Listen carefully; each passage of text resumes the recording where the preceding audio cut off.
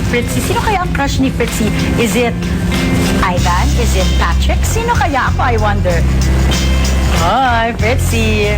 Si S. Love naman, crush si Fritzy. Kaya, pero si Becca yung nasa likod. Becca? Pwede na ata. Ang galing na. Becca nakatoga. Graduation! Happy graduation!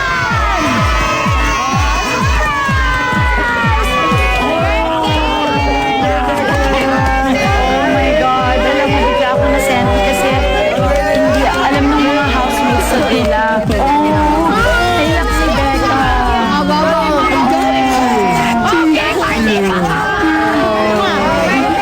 Never pa nagkaroon ng kiddie party si S. Love. Si Becca naiyak talaga siya.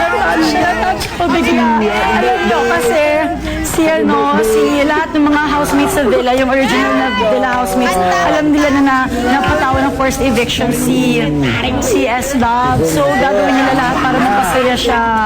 Si Becca yung not-touch. Oh, ang sweet.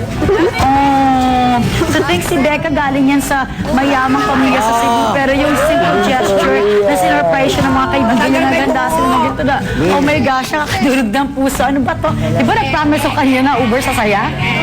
Uber sa ano to?